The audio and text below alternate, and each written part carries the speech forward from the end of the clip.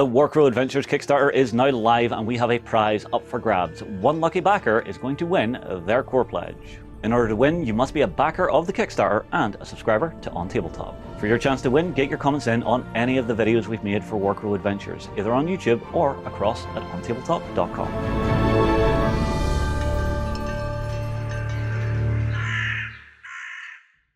Hello everybody and welcome back to our week of Warcrow Adventures from Corvus Belli. I'm joined by the delightful Hoopy. Thank you. Who is going to be taking us through a journey into the massive box of goodness that is the core pledge. Mm-hmm. So there's a lot going on with this. I think we can't really give people an idea of just how much is going in without showing off a little bit of it. Yeah. A little bit, you know us, barely show you. You get to see this and then that's about it. You have to try and work it out from there, what you're getting. So with the core box itself, you're playing a sort of a tile-based dungeon crawl adventure. Mm-hmm. Yeah. Although it is app-based. So what sort of things should people expect to see within this then? Okay, so first of all, I need to do like a little disclaimer to ourselves. Everything you're seeing is a work in progress. So quantities may vary, elements may vary, because this is still under development as we speak. So that being said, that aside, there are many miniatures, like more than 30. If I make my numbers correct, I don't know the exact number, but there are many miniatures. Is it just in the core box? I'm not saying that, oh, the whole case. No. Just in the core box, there are more than 30 miniatures. And first of all, we have the main protagonists that are the heroes. Who are the players going to play it with? Look at them, all gorgeous, fighting. Shiny. I know. Look at the huge one behind them. Is that an orc? Yes, it is an orc. Hasn't been shot in the back by the elf yet. Is that allowed? No, they get along quite well. Yeah. They do, yeah. Yeah. No, 100%. No, I believe you, because everybody knows that elves amongst all of the races are the friendliest of all races. Who get along with everybody the most. They do. I'm agreeing with you here on camera. You're not. He's not agreeing with me. He's not agreeing with me. Okay, so we're going to focus on the protagonist, okay? Yes. We're going to save like the big talk about races and like racial behaviors. That'll be a separate video later on. That'll be a stretch goal. You can unlock our discussion about the races later on. Lucky. It's a high target for that. It is, yeah. It's like the most demanding stretch goal is going to be like the very end. Like, yeah. Okay. So we have the main protagonist of our dungeon crawler. We're playing, as you said, like 5 heroes that represent the nations in this new universe, in this new world of Warcrow. And we're going to start with Darach, nicknamed Whiteling. He is a Siennan elf. He is our ranger, DPS, and he is quite like a active and very nervous, like boiling blood lad. Yeah, he's always jumping from here and then, and I like the fact he's wielding twin blades that appear to have some sort of small bird skull on the pommel. Yeah, I do love that detail too. It's like a little rite of passage. You have to go out and with your bow kill yourself, whatever's going to adorn the pommel.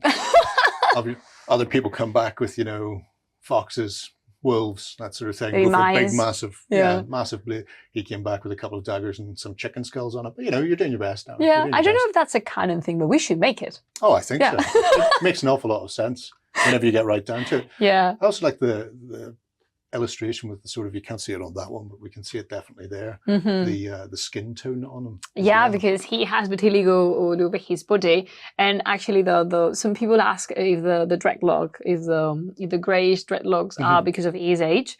He's not especially old elves. It's because of this phenomena on his skin, and the pigment, the melanin does not quite work as it should. So you get these patches of white, and I love his ponytail.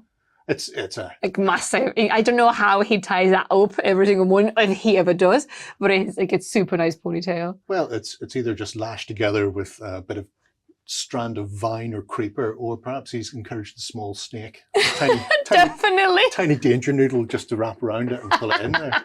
So he's going to be specifically long range, but with a bit of stabby if people get up close. Exactly. A good sort of all rounder for people to join in with. Yeah. Interesting stuff. And the sculpt, I have to say, matches that render beautifully. Yeah. Right down to his tiny little bird pummels, which I will never be able to unsee. And the acorn, like the big acorn that he's carrying to his side. Yes. Yeah, the lucky acorn.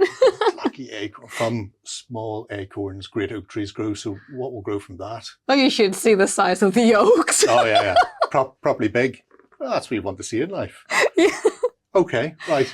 Then we have Soka. Soka is our tank, the defender, and she comes from Mount Haven, which is a nation of the all-noting dwarves. And they said that because the dwarves in our universe are quite active. I mean, they're not going to just wait inside and outside their mountains to, for things to happen. No, they're going to march into it. And they write down, they note absolutely everything. Yes. And when I say anything, I mean everything. So one of the first panic bits when this fog, this mysterious fog we've been talking about, raises in this continent, the dwarves turn to the massive volumes and they check, and there's nothing there. So it's never happened before. Oh, there's so no reference. Exactly. There's no mentions to it whatsoever. So they are the ones who are like, maybe we should worry a bit about this because we don't know where, like, does anyone have an idea? No? Okay, let's start to panic, but not too much, but let's start to like put our thoughts into it. Soka is a very young dwarf and... All right, round up somebody young and therefore expendable. Somebody who's not yet earned their place in dwarven society. There's some sort of dangerous fog, perhaps, encompassing a village discuss. We don't know what's going on. Yeah. Let's send them. And if it goes horribly wrong, we've not lost anybody important. To be fair, she has a story around that, like that she used to be with her company of expeditionaries as number 17, and one day it disappears within the fog, and she's the only survivor. So she's kind of she's kind of frowned upon by her own kin. So nobody's saying that it's not necessarily her fault, but everybody blames her for not coming back. Exactly. With everybody intact or not being lost with them. Exactly. Like maybe she's like even guilty for should I survived? Survivor guilt. Exactly. Yeah. So she's going back into the fog to retrieve a book. That's of important. They write everything down. So the campaign book, the chronicle, must be retrieved at all costs. And Soka is a tank. She's a defender, close distance. She can direct the enemies at her, and she can aid her mates, the adjutant miniatures, with having like a little bit more defense up. So it's always good to see. I've played many tanks over the years in various types of RPGs, and somebody's got to be in there and take all the heavy hits. Yeah, and it's always an interesting gameplay mechanic as well, how you can adapt that to the tabletop. So whether it's forcing enemies to attack them or being able to interpose yourself and that sort of thing. So be keen to see how that plays out, because tanks are the best. They are. She plays beautifully. Tanks, then healers. And we have her here. Somewhere else. Yeah, she is Ludwig Corban from Feudum. Feudum are a human nation, and they worship the two moons in the sky, which are Celas and Losna. She's a priestess of Celas, and she's a healer, but she's a quite active one, because the way we have thought of her is that healers should not be in the back waiting for all the action to be delivered.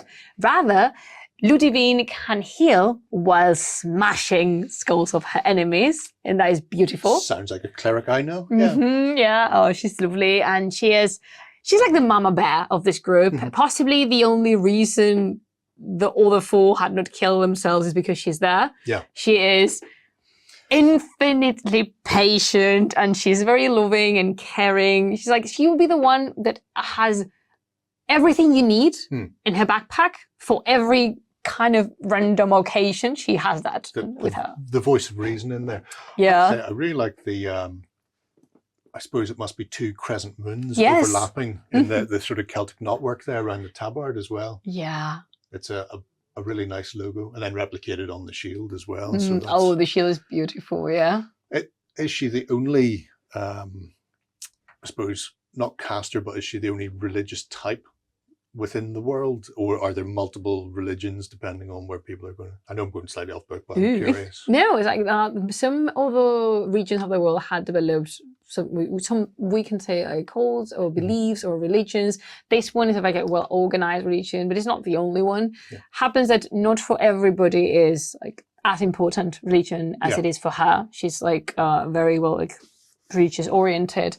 But yeah, I mean, we are in a world where all the beliefs coexist and are in there. For example, dwarves have this honor and this praise for ancestors. They really look at ancestry, and it's not like they worship the ancestors, but it's important for them to their place in the line, showing where they fit into the universe. Exactly. So that can be seen about religion. The elves have a very strong connection to a special kind of tree, which are called the sienna, which is where they take their name from. So there's these bits and bobs in the world. Okay. I'd be fascinated to see where that goes in the long term.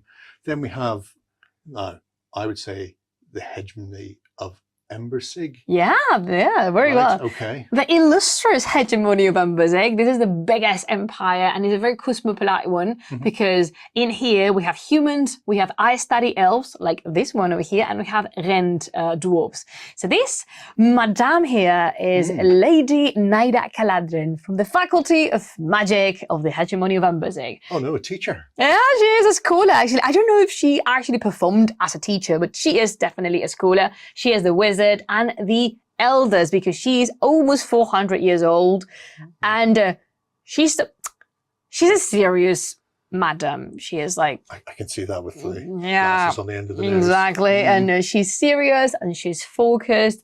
At first, she's not that keen on embarking in this adventure with this bunch of reckless, lovely creatures we have, but you know, she'll grow into it. Actually, she goes to Hawthorne Point, which is where the Warcrow Adventures game takes place.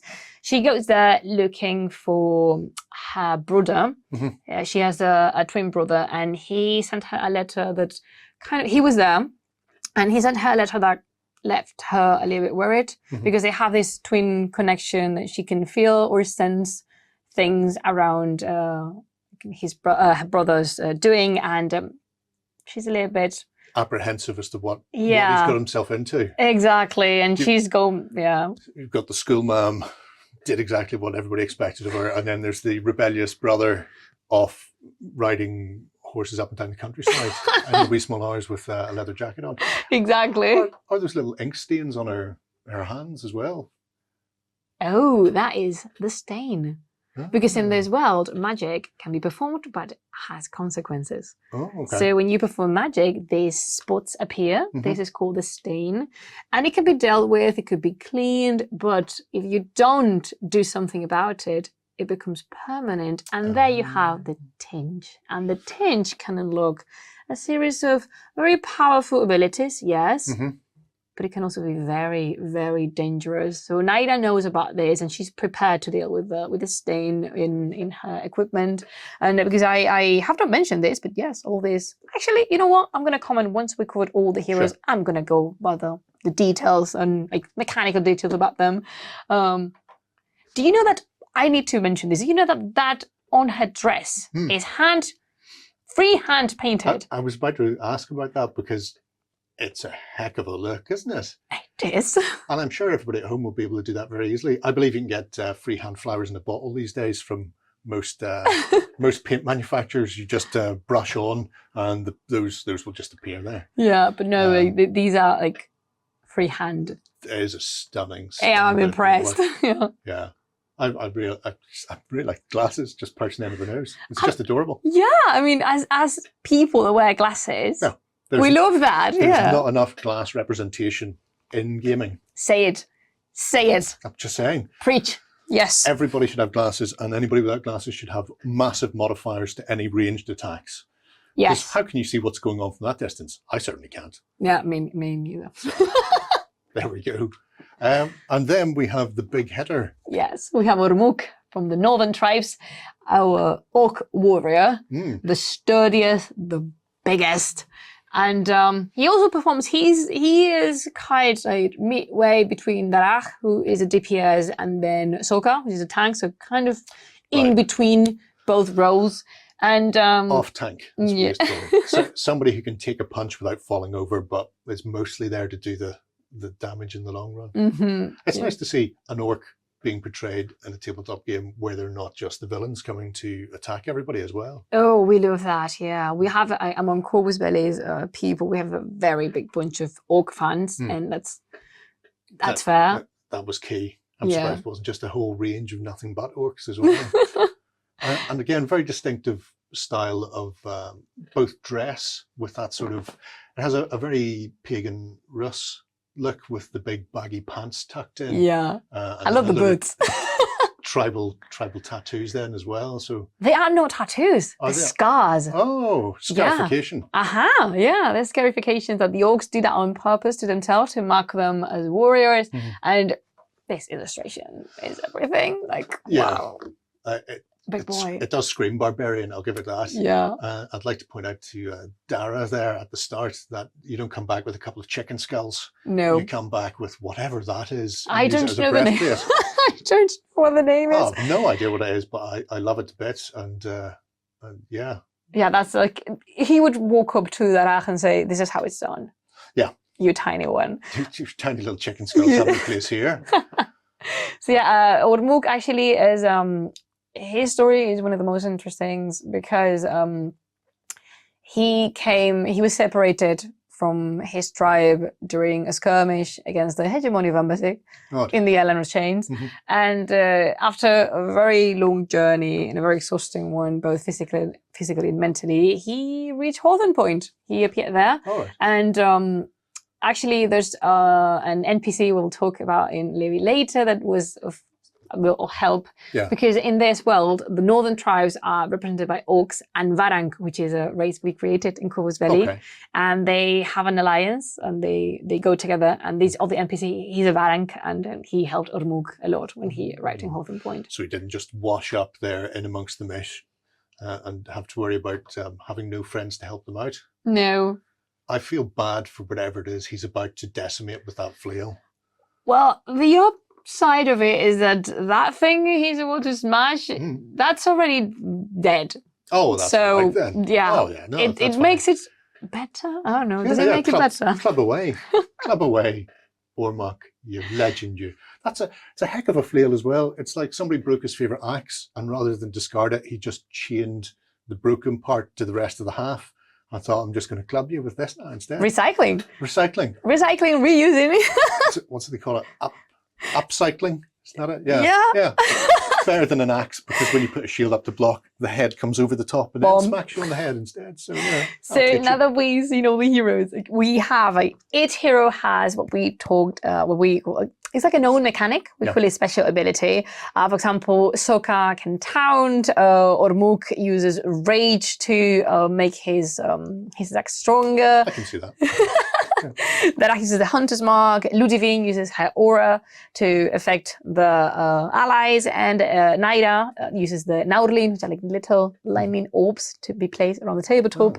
And there's going to be ability cards, 8 per hero, and also tons of equipment. We have weapons, we have armors, and we have special objects that we use. For example, the lucky acorn we were talking about, that is a special object, and these skull, this orc amulet, special object, and all of those. Very special. Massively special.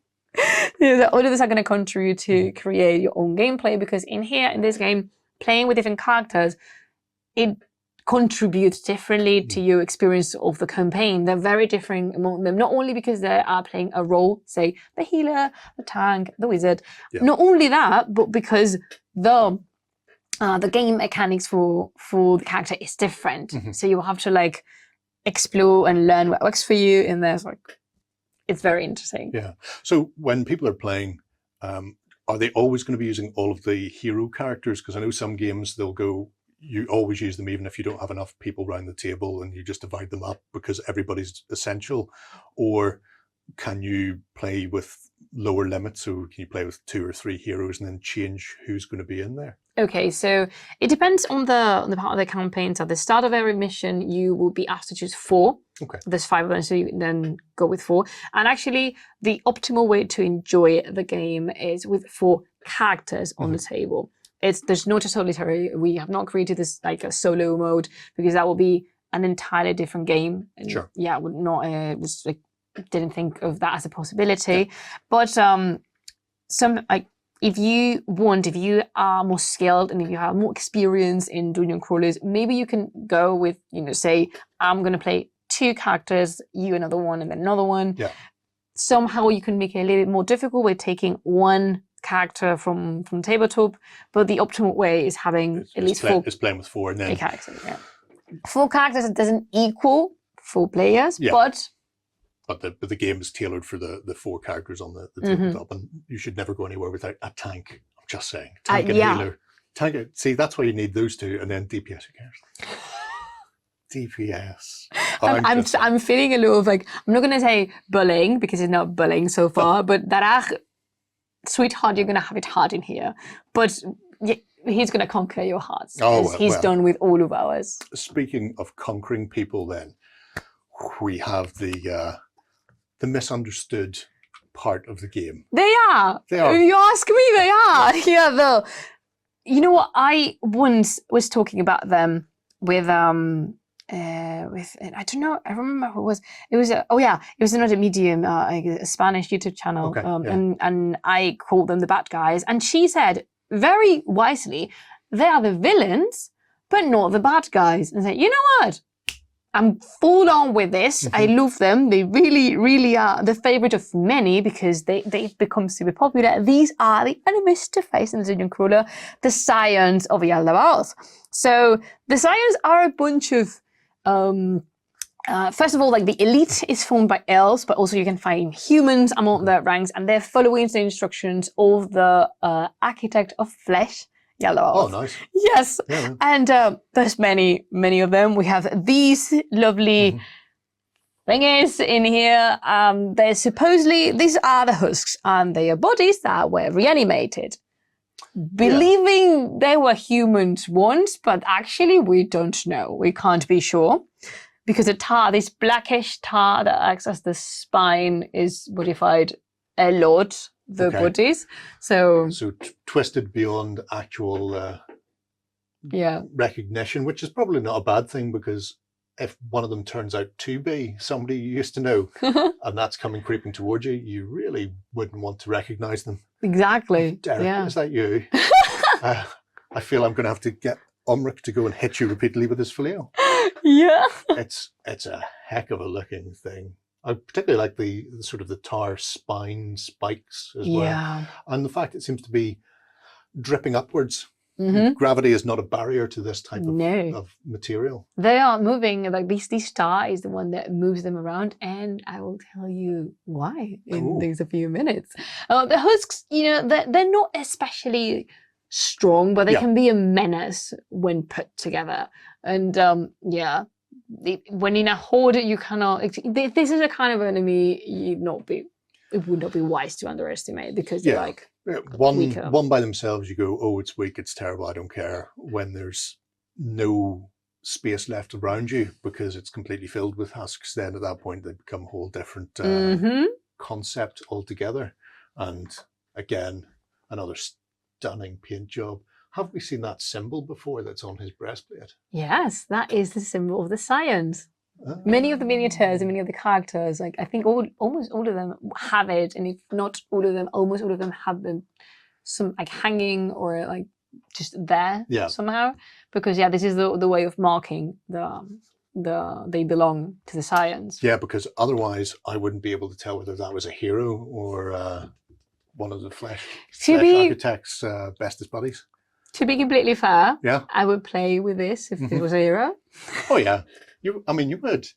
You wouldn't get much conversation out of them, unfortunately, due to the lack of lower jaw, but you can have everything. Do you know who it reminds me of? Have you played Medieval? Very like Justin, to be fair. Have I played Medieval? Yeah. Yeah. Do you remember see Dan Fortesk? Oh yes. Yes. He also doesn't have a lower jaw. The mandible's gone. Yeah. Yes. Oh, that's. I don't know if that was on purpose, but I'm full on with it. Yeah. I love Dan Fortesk, and I'm really happy that I think he has a lot of fans. Oh, I imagine he does. It was a very popular game. Now we have the marked. The marked. Yeah, the marked are humans, but they are modified. They have modifications in the body. That's actually the first level of modifications. And you can see they have implants on the ribs and on the arms. Spine and the arms, yeah. Yeah. And they are wearing, you see the symbol hanging from their clothes. Hanging from it. And also something particular for the science is the bells, these cow rusty bells that they use to kind of announce themselves, to inflict terror in the hearts of many. Because when it's dark and like you are inside of the fog or the fog is coming, you hear this clink, clink, clink, clink, and that's absolutely terrifying in the middle of the night. It's a great way to do it. You know, fear is a powerful ally. Yeah. And if you can send it ahead of you. And also means people are sitting at home and occasionally a goat next door will get a bit frisky in the middle of the night. The bell will go and all of a sudden everybody's hiding under the table because they don't know if it's one of the marked coming to harvest them. I think it's beautiful, put out that way, yeah. I'm on board with that, and the render looks absolutely fantastic. I love the corroded look to the halberd, I suppose it is. Yeah, it's I forgot the name of it. I know the name in Spanish, which is guja. We'll go with that. Yeah. It wasn't even English. Like it's on the card. So could be a halberd, could be a polearm of some sort. I mean, it has like a very specific. Someone's gonna kill me because I didn't remember this name. But yeah, in Spanish it's guja. Glaive. Glaive. Oh, okay. That one. Yeah. I can see that. Yeah.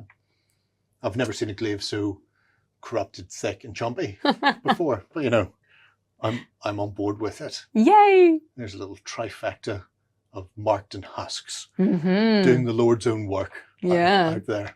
And then we have the Keebly, the ankle snatcher as your favourite. One of them actually. So these three we've seen so far, the Keebly, the marked, and the husk are the main enemies on the demo game. Okay. And these is one of the creations of the science, but this is not a reanimated corpse, which is, if you ask me, I hope not. This is one of the best parts of it. This is living flesh. Okay. These are different beasts put together, but they're not dead. They're still alive, and there's like pulsing hearts, and they still breathe, and there's still blood in the muscles and bones. So yeah, the Keebly is one of the main beasts. They're quick, they're terrifying, and you would be a little bit fooled to get too close. It's a Lovecraftian-esque chimera stomping across the battlefield. Yes. I like it, and presumably incredibly weak and easy to kill. Definitely. Yeah. Yeah, not a threat whatsoever. No. I mean, why would it be? It looks so adorable. I know. Just throw it a bone to fetch. Oh my God, I know. If that bone still happens to be inside somebody's body, so much the better, because I'm fairly certain that will get it off your back for long enough to run away. Well, come on, she's adorable. Yeah. Well, no, 100%. Look at her. Yeah. She's like, with all these tails moving around and all these teeth. I imagine they're wagging like a puppy dog as she comes scampering up towards you, going yip, yip, yip, yip, yip, yip, yip. I would, but you know what? It's like I would do that. I would call her being like, "Come here, little girl, good job." I sort of did that in the video. We introduce her. It was kind of my pet. Well, it's a lovely pet, but she's not alone. No, she's definitely not. Oh, I really like this picture. Yeah. That's a stunning bit of paint job again. They're like the in-world pictures as well, with all the unusual brushery behind them. Yeah. No. Yeah, we're moving to the next one. Just you remember that I mentioned that the marked have already had body modifications. These are the lower level, the intact. Yes, these are also human, but they have not received any modifications yet. And what they do is that they kind of make up for it. Like they're not super strong, but they like to dress up in this extravagant clothes. They're pretending they're aiming to be the next level. Exactly. Here I am right now, and if I can get to the next level, then maybe these 4 extra arms that I have nailed to myself will be mine. Yeah, and they're human. These ones are human because there's no when you join the science being human. You cannot reach the super upper levels because those are reserved. Those are only exclusive for elves. But you can scale. You can just get promotions in the sense of body modifications and Oh, this is a lovely, lovely illustration. It's a stunning look. I'm also kind of creeped out. How do you get promotion if you're an Intact? Is it like a pyramid scheme? If you get a couple of friends to sign up, for every 2 friends you sign up, then you get up another notch on They speak good in my favor. If you had a pal that was an Intag and they have been promoted to marked, it's like you just have a good word. Like put in a word for me. Oh my God, the Mornab. Happy with this one? Yes. I'm going to go out on a limb and say, unlike the previous incumbent, the Intact, that this one may have some slight modifications there. Kind of. It's not entirely body modifications, but these are the ones. This will be the next level to the Keeply. The Keeply is using only beasts, but the Mornab has gone a step further, and you have beasts, but also you have people from all the races. In Lindworm, you have elves and orcs and humans. And if you go to the render, I don't know if we can see the render from behind. We can't. But in the back, do you see that arm kind of gripping out, trying to reach out? That is the arm of an orc that's trying to escape. It's an escapable fate. It's interesting. Look. You can't even say it's bipedal because it doesn't have any legs. It's just got multiple arms on the bottom there. To be fair, this creature can walk however it pleases. Nobody's going to tell it to stop. These are brute. These are brutal and they stupid nothing. These ones throw, fatal blows you. You happen to be on the way. I'm really sorry for the structure of your skull. Yeah. Hopefully it's not something that you'll be running across too soon in the game either, because it'll give you a pause for thought, and you may not want to go back out into the fog ever again. Never again. Not into the fog anyway.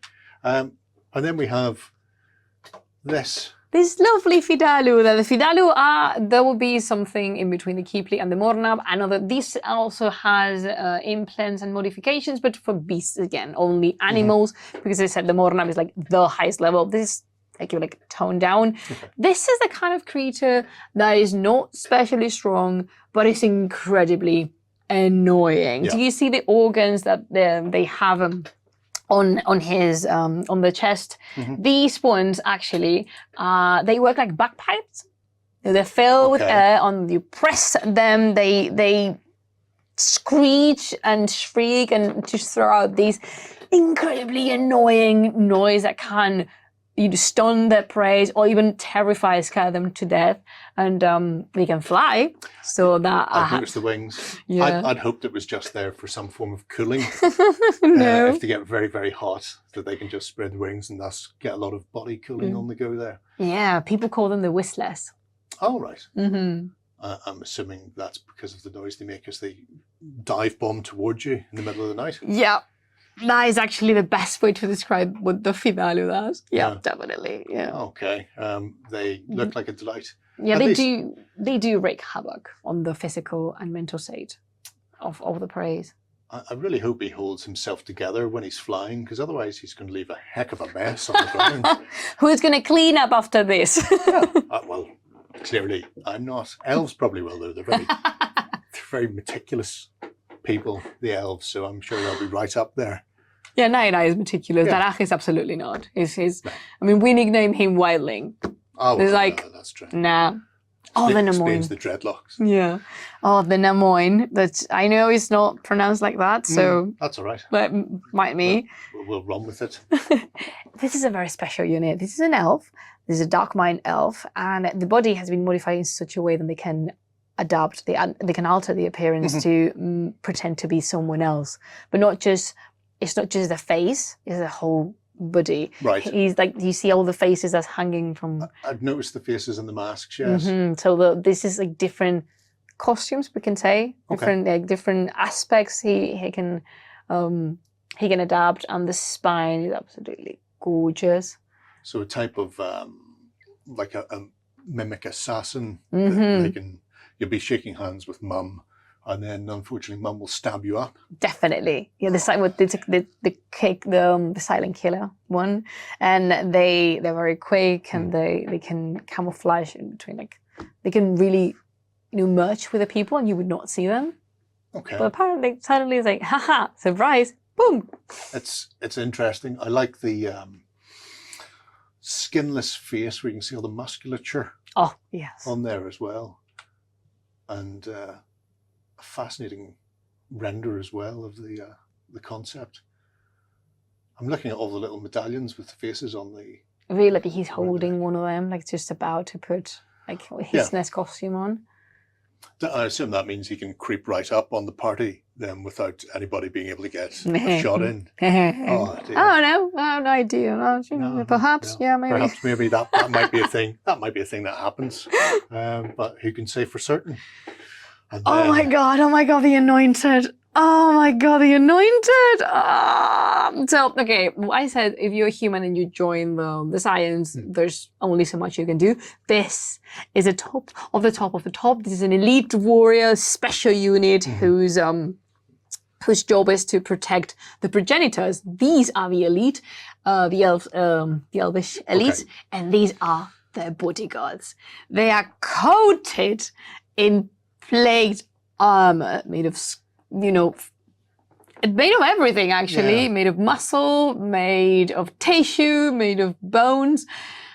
Oh, they are war machines. I love them. It's very much the definition of a meat shield.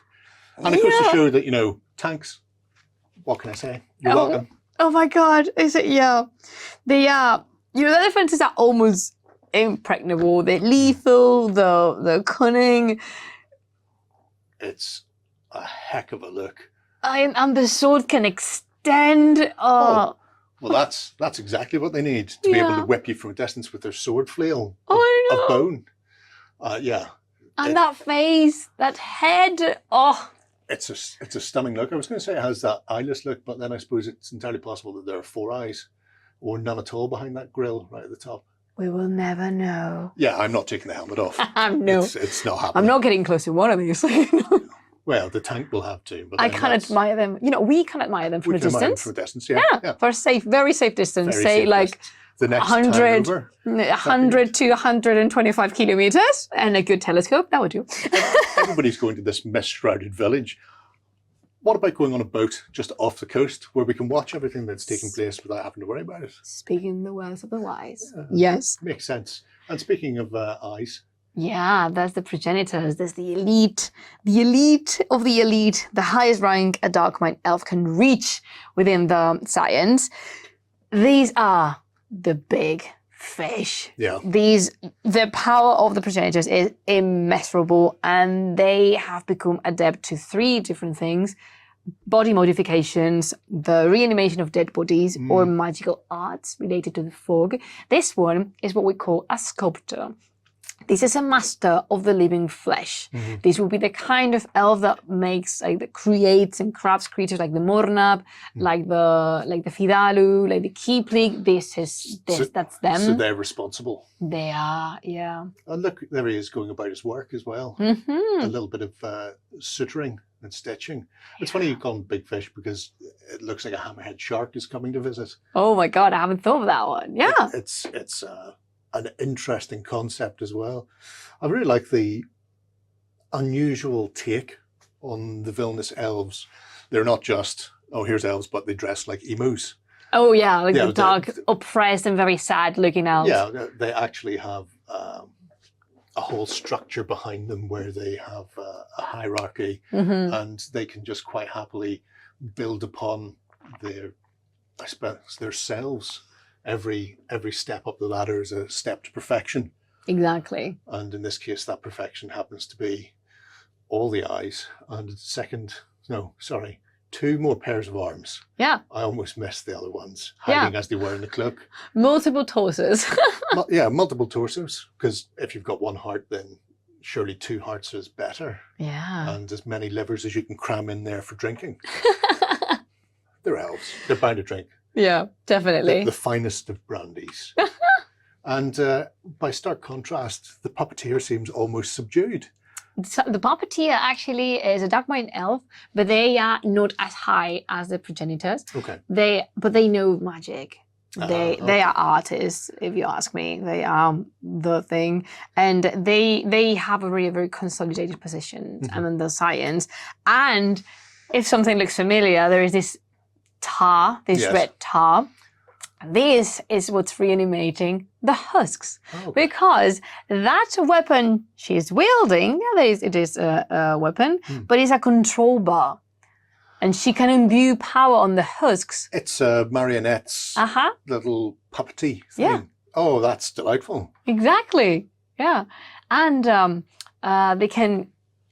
if there are husks around, you better be running. Stunning model. I really like this one. Oh, it's absolutely gorgeous. Yeah. So the husks, do they increase in, I suppose, skill or danger when there's a puppeteer around, or do they get a sort of not an upgrade, but they've got somebody actually making sure that they're doing the mission in the most elaborate and appropriate way possible, not just stumbling forward into people's swords? You said it.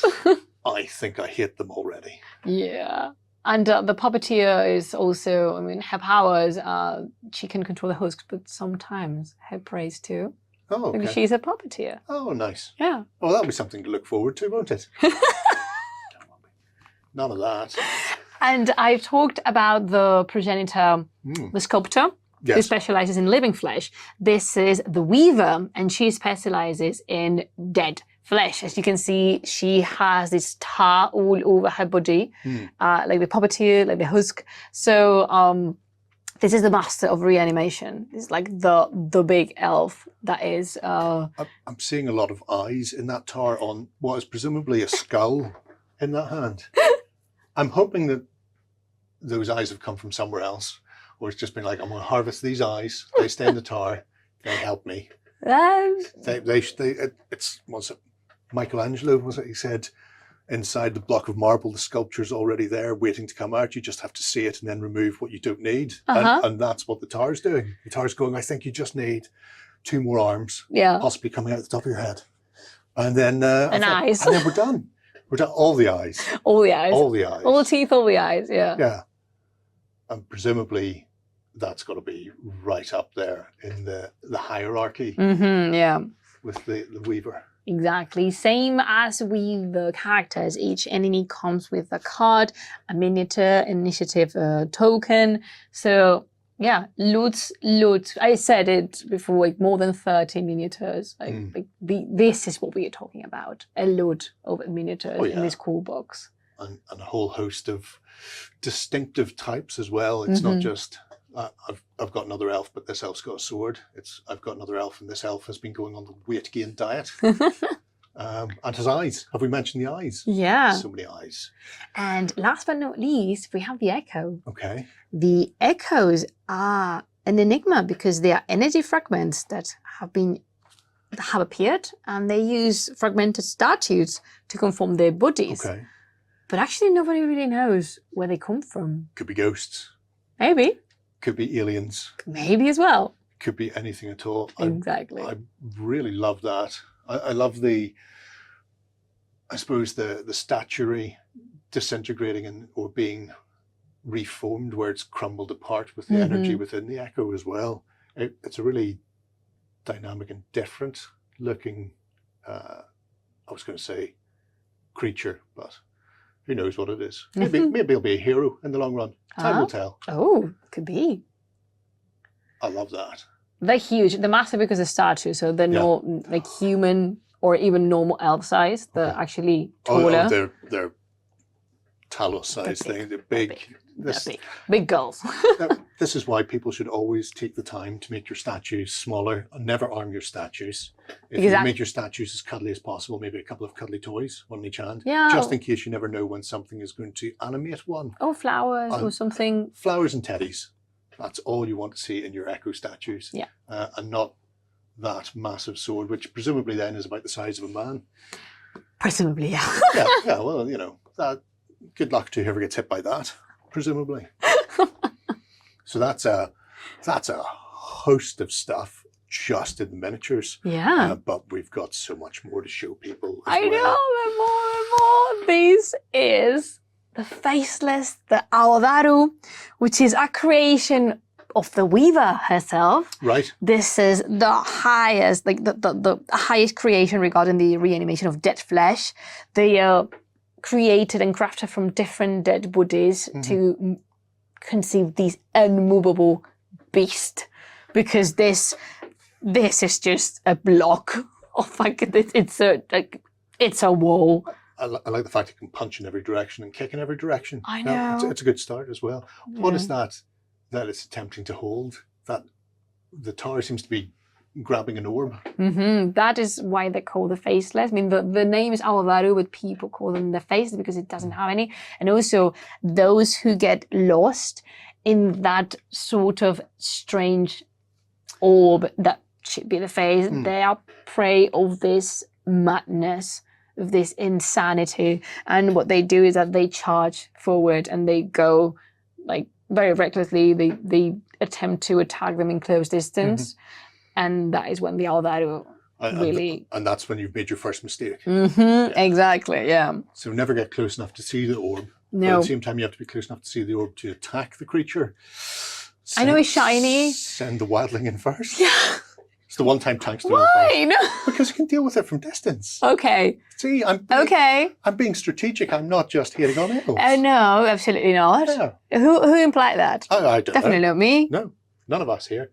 So that is the core game itself then. We have many things, because that was only the miniatures. Yeah. Then we have 18 8-sided dice with symbol. And then we have an energy system with energy cubes. We have also consequence cards and tinge cards because if you gain stain through the missions and you do not clear that up, that can become tinge. And tinge, sure, can unlock extremely powerful abilities for you, but it brings you a little bit more close to the science. And the tinge is a reason to lose a character. All right, listen to me. Characters can be lost in this campaign. You can lose characters. You can they can fall unconscious. Yeah, you can fall unconscious in combat, but you can lose them forever if a tinge makes prey of them. Okay. So careful with that. So the fact that it is a narrative game, it's not just a case of pick them up, dust them off, and they'll be fine in the tavern for the next game. It's once you stare into the abyss or once you touch the taint, then you can be lost forever. That'll be interesting, especially if you've come to depend on a character a lot in your game or gameplay style. If you are, for example, the heroic tank, always going forward, and all of a sudden you lose your tank. Oops. I think it's the way to go on that one. What happened? Yep. Also, something that we have that is, oh, look at them. Oh, look at them. It's a stunning piece of artwork, fighting against the evil tower. That you see the marked on one corner and the husks on the other. Oh, I love it. It's a stunner. Yeah. So beautiful. We also have the initiative tracker, which is something that we have incorporated and we think is worth a novelty because that would help you organize the combat and the activations of both enemies and characters. Okay. And it is quite dynamic and quite moving because it's not fixed whatsoever. Things can happen in combat that change the order and alter it so much that each combat can be different. And yeah. Well, it gives you then a lot of tactical choices to make in game. You just can't push forward the same way every turn after turn after turn because you never know what's going to happen that could counter. Exactly. That's good. I like that. I like the dynamic sort of initiatives and then having to sort of roll with that as well. Yeah. Now, the world itself, we've mentioned it on occasion, but we haven't really talked about it. So all of this is taking part in a tiny, tiny little section called Hawthorne Point. Yes. It's all the way over on the east, just close to, opposite Nemed. What can you tell us about this, then, Hawthorne Point and the world? How have we got here and why do I want to stay? In Hawthorne Point is a lovely city. I mean it. I mean, zero sarcasm in here. Hawthorne Point is a lovely city. So in this world, as I mentioned, this fog has appeared and it's quite mysterious. But the fog used to cover all the island continent that we have back there. This island is called Asail. And the fog was covering most of its woodside. But then the fog retired. It withdrew from the coast and a bunch of sailors had a shipwreck there and they thought they were doomed. However, they found an open coast that was quite nice for settlement. And that is where Hawthorne Point was founded. Through time, all the nations, because the territories like freed from the fog, were very juicy because they revealed ancient civilization with multiple treasures to hunt. So almost everybody in Lindwood wanted to place their assets in there, like, I want a slice of this cake. Everybody's seen the money, and nobody thought to question where the fog had gone or where it's coming from. Exactly, but then after some years, an armistice was signed, a peace treatment, and now Hawthorne Point is kind of like a frank port. Do you say that? Free ports. Yeah, like a free port city, and basically everyone has a place in there, and by everyone I mean everyone. You have representation of many races in Lindworm, of different nations in Lindworm, and well, when you get there with your characters, each of them has been drawn to Hawthorne Point for a specific reason. And in this campaign, which is going to be 10 missions in total, super narrative and very, very changing. It really depends. We've said this in little interviews, and it was like expressed very consistently how much it changes, but the decisions all count. All of the decisions can make you meeting different characters. The outcome of the mission can be different as well. The paths you're choosing may vary depending on what you do in-game and also in the in-between phase, which happens in Hawthorne Point. That's a reason, well, that's not only the reason, but one of the stronger reasons to play with an app, because the app will take like the track of everything. It takes the bookkeeping away, and it saves you skimming ahead a few pages to see what's going to happen next. Yeah, and also it helps with the management of enemies, with the deployment of scenarios, with the preparation. It carries all the narrative weight, because there's, well, I said we have more than 30 miniatures. We have more than, I hope, I'm quoting my memory, but I think we have more than 200,000 words of narrative in here. Okay. So it's very strong. It's a lot to be getting through there. Yeah, the app will keep the track of the evolution of the campaign, of the progress of the decisions that characters made, and then back to Hawthorne Point. This is our in-between game phase. The characters come back to Hawthorne Point after each mission to, rest a little bit the tired bones. And in here, you can exchange ingredients for consumable cards, you can improve your hero's attributes, you can clean, stain, because as we say, that's something sensible, and you can get rid of consequence cards and also interact with the NPCs. And the NPCs will give you a better insight of what's happening in Hawthorne Point, and also you will get to know better the races and the behavior of Lindworm it's like a microcosmos. Yeah. It's replicating the what's happening there. Everybody has come together into this one part of the world, and you can meet all sorts of unusual people. I can't tell whether he's tattooing that on or just using his back as canvas and painting it. He's tattooing because this is the tattoo artist. His name is Angzar, although he's known as the Sleeping Hare, as you can see by the tattoo on his shoulder. He's a Varang. This is the Varang that helped Ormuk when he came to Hawthorne Point. This is the person that gets Ormuk a better job than just carrying stuff around in the decks. Lugging big heavy things. Yeah. And he is just such a lovely character. Patient, very chill. He's the one you can go to when you have any problem. It's just to de-stress. It's like sitting down at the hairdresser and then just de-stressing, and they're asking you all about your day. Yeah. That type of thing, except when you come out, you'll be covered in tattoos. Exactly. With a new haircut, the tattoos. Yeah. Well, not everybody has hair, but everybody has skin that can be tattooed. So that makes perfect sense. Oh my God, wise words. Yeah, it's the way to do it. We have a jolly blacksmith. Yeah, we have Anya Major from the Hegemony of Emberzig. And it's really interesting because this is the only picture in which we're going to see Anya smiling, because she is a busy woman, lacking in words, strict and serious. So you'd better choose how you're addressing her, whenever you interact with her, because she might be not snappy because she's not ill-tempered, but she, she's not want to waste her time. Yeah. She has a lot to do. Yeah, a lot to be getting on with. There's all these adventurers who keep coming in, needing all their arms and armor repaired or upgraded. Exactly. Doesn't have time to stand around lollygagging with the likes of us, which is a terrible thing, but I can 100% appreciate where she's coming from. This is Layla. Layla is the alchemist of Hawthorne Point, and she is the one to go to whenever you are dealing with your cult and things are like a little bit out of the usual. Okay. Has a lot of interesting material, and she is a little bit, you know, not all the lights are up. Upstairs, like on upstairs. Yeah, not all of them, but so yeah, patience is what I would suggest when dealing with Layla. Well, that's what happens with alchemists. Anybody who deals with plants on a regular basis, they seem to miss out when having to integrate with people who don't turn towards the sun. It's just, you know, it's a more sedate lifestyle for a more sedate type of person.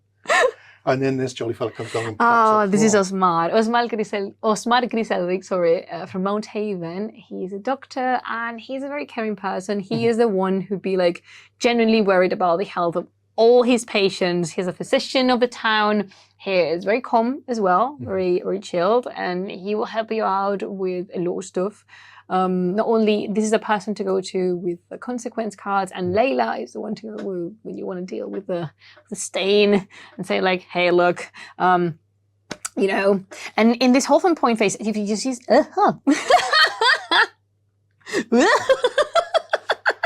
tightly scripted, you know. In the Hawthorne Point phase. Thank you. In this Hawthorne Point phase, I've mentioned each character, its NPC is attached or assigned to a different nation. It's at Mount Haven, Lindbro, Mount Haven, and the Hegemony of Embazig, because in here we have an affinity system. Okay. There are 4 factions in Hawthorne Point, and depending on how your relationship is with them, some interactions are going to be available or not. Right. So say that you get along very well with the Hegemony of Embazig, Anya will pay more attention to you and will dedicate more of her limited time to you. But in return, you may not be so fond of dwarves and Mount Haven. It's not like Osmar is going to close his clinic to you. Yeah. But maybe you cannot perform all the actions you would be able to if your relationship with the dwarves was a little bit better. And that is super interesting as well, because this system is also tracked by the app. We have 4 factions in Hawthorne Point. We have Mount Haven, Feudum, the Hegemony of Embazig, and the Slums, and 4 levels of affinity: hostile, neutral, amicable, and loyal. And you might explore all these locations at different 9 locations in these neighborhoods we prepare. Sure. As you're going through. So even though you've arrived and you're a dwarf and therefore hated by the elves, for example, say, no reason. No reason. So that will impact how you approach me the first couple of times you're back in town after missions. But then can you, over time, win them over? Definitely, yeah. And therefore go, look, I'm not like those other dwarfs. Yeah. I'm much nicer. Why would you sell me your stuff cheaper? Exactly, please. Please. I'm friends with this one over here. But yeah, these can change in-game, and also in this Hawthorne Point phase, we have a lot of narrative encounters that can maybe ask for a decision or a role, so it will change the affinity system. Is very, very moving. So as you can expect, there is tokens. Millions of tokens. We have consumable cards. We have markers for the tabletop, for exploration markers, interaction markers, special markers, doors, furniture, different chests, a myriad of litter items to be added to the table, and also reference cards, because we understand that when you start to play a game, it could be a little bit daunting seeing all the symbols on all the system. You're like, wow, I don't know if I can, process it. Yeah. Exactly. So we have reference cards to help you start playing. Also, the first mission, it kind of works as a tutorial. Okay. We're going to show you how this goes, how to what extent this is narrative and how combat works. So, and how you can get through there multiple times when you fluff it on every occasion. So, how long is the Kickstarter going to be running for? It's going to be running for many weeks. I don't know actually. You can count it. The Kickstarter is going to be running from the 18th of October to the 1st of November. So there you have it, folks.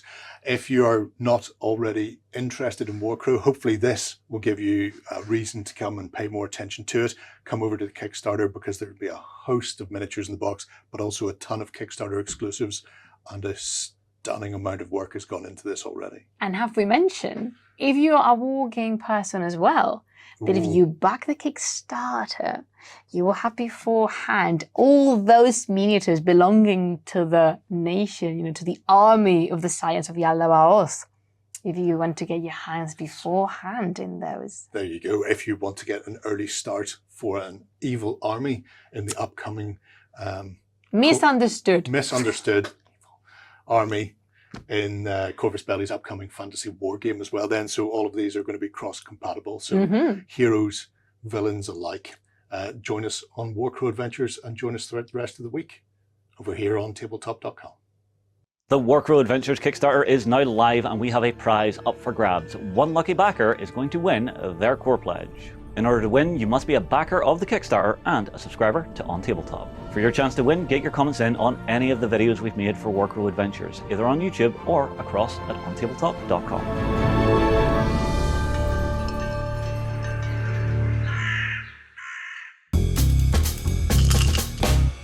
Go ahead and check out our other content on screen now. And while you're at it, why not hit subscribe and remember to ding our dong. Go on, you know you want to click it. Go on.